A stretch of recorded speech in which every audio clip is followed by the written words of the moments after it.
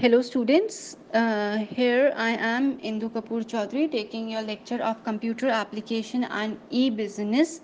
Well, I would like to tell you that we have already studied generation, that is history of computers, first and second generation. So here the topic for today is third generation. Third generation of computer is also known as integrated circuit. The period of third generation was from 1965 to 1971. इसका जो समय था वो था 1965 से 1971 का.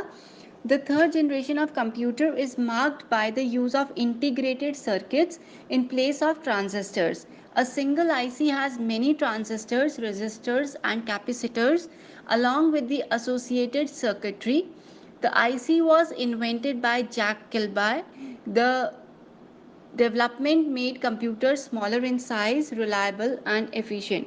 So this says इसमें जो मेन कंपोनेंट यूज़ हुआ था वो था ICs that is integrated circuits.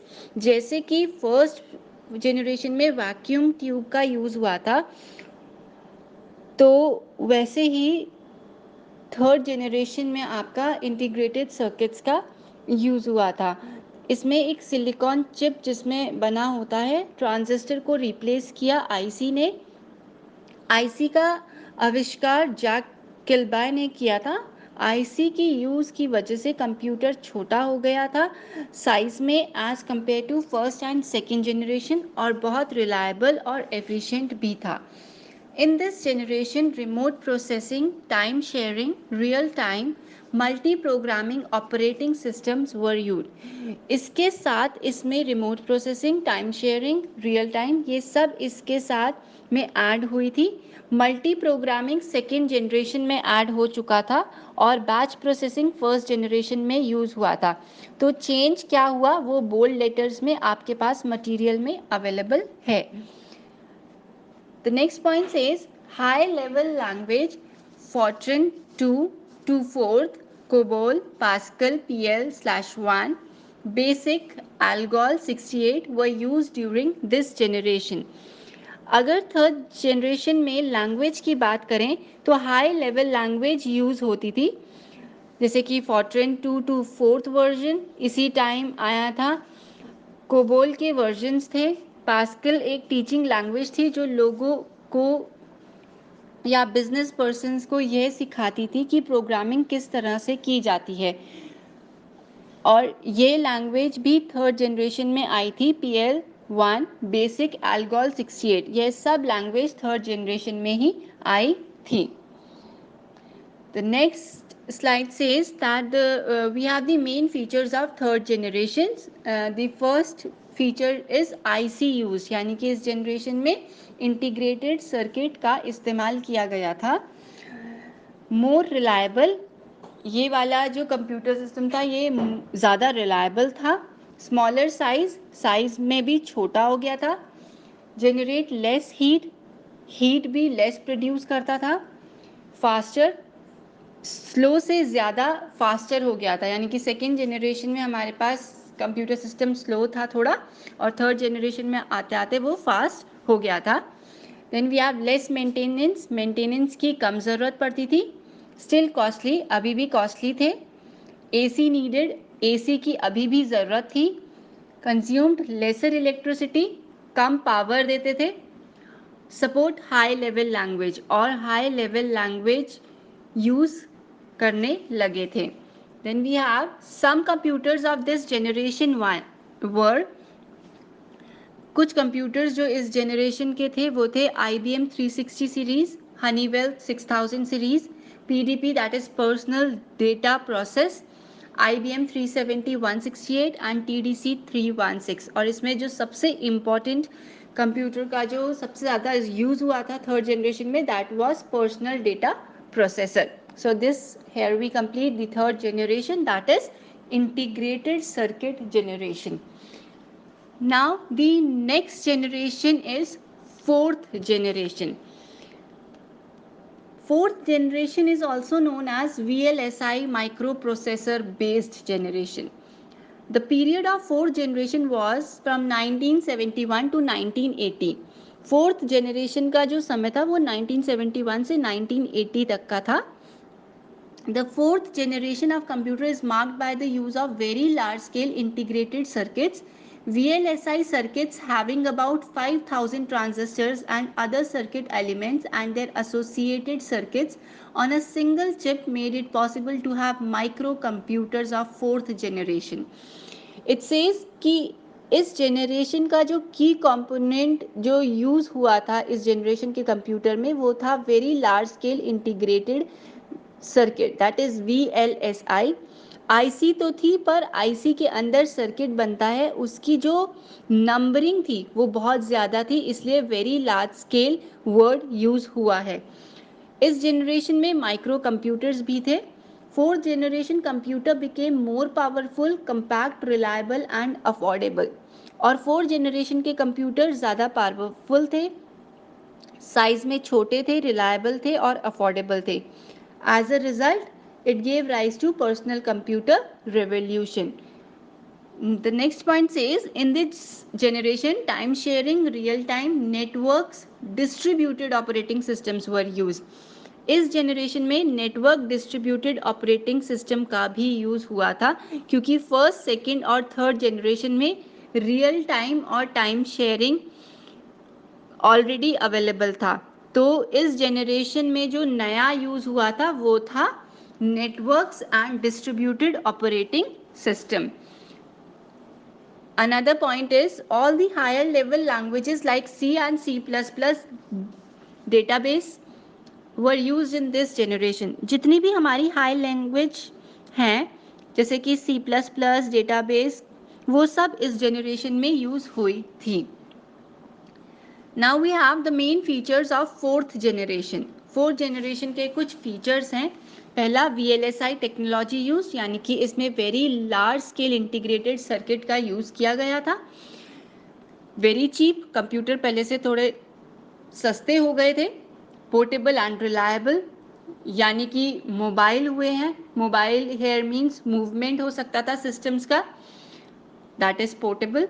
Use of PCs, जो हमारे घर में कंप्यूटर यूज़ होते हैं उस रूप में बहुत छोटा हो गया था कंप्यूटर और वो यूज़ होने लगे थे एज पीसीज.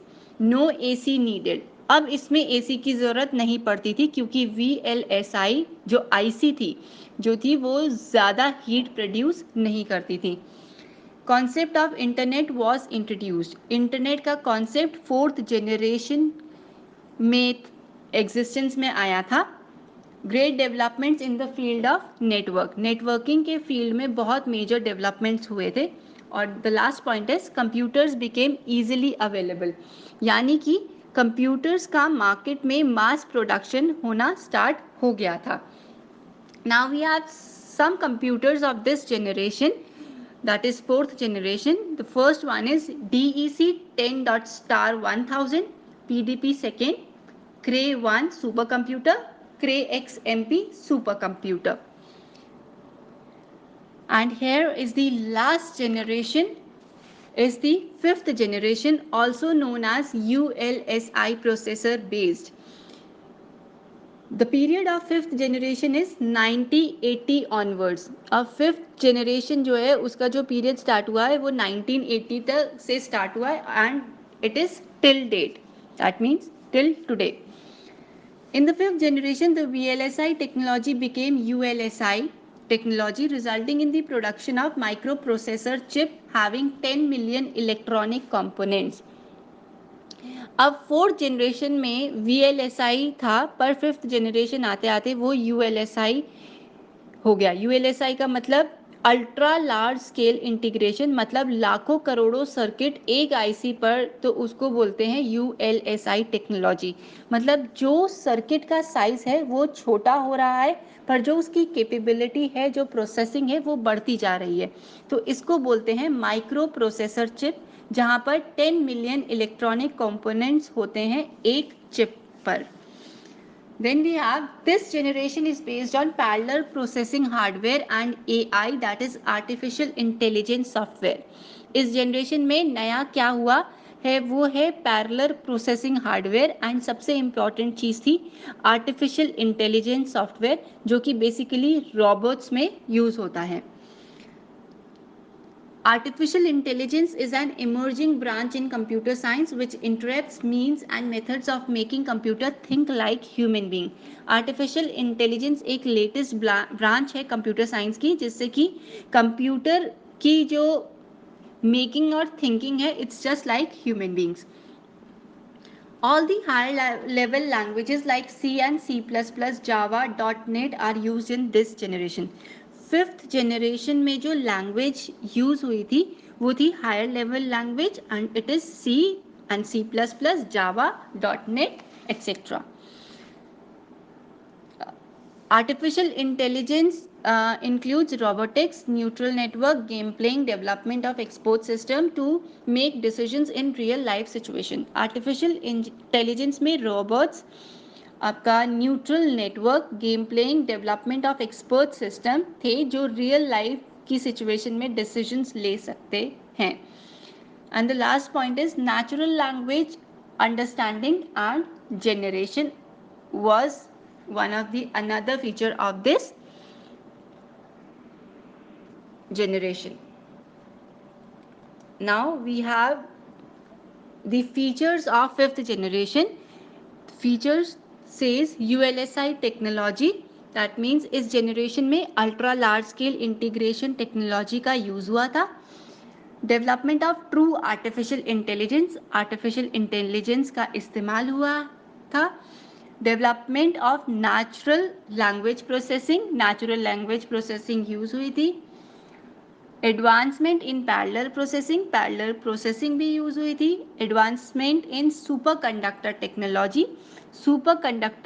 टेक्नोलॉजी का भी यूज हुआ था. And availability of very powerful and compact computers eight cheaper rate. जो कॉम्पैक्ट कंप्यूटर्स है वो भी इस जनरेशन में बने थे और बहुत ज़्यादा चीपर रेट्स में बिकते थे. Some computers type of this generation are desktop, laptop, notebook, ultrabook. So here we complete the history of computer, that is the first generation, second generation, third, fourth and fifth generation. I hope every single slide is clear to you. I would just like to say that the first generation is also known as vacuum tube based generation. Second generation, transistor based generation. Third generation, integrated circuit. Fourth generation, VLSI microprocessor based generation, and the last generation is fifth generation, that is ULSI processor based generation. So it is one of the thing that you need to remember that first generation में क्या use हुआ था, second generation में क्या use हुआ था. तो इसीलिए इनके आगे इनका नाम भी लिखा हुआ है दूसरा, और साथ में ये कब एग्जिस्टेंस में आए थे ये भी लिखा हुआ है. So you have to learn each and every root of this computer. Thank you so much.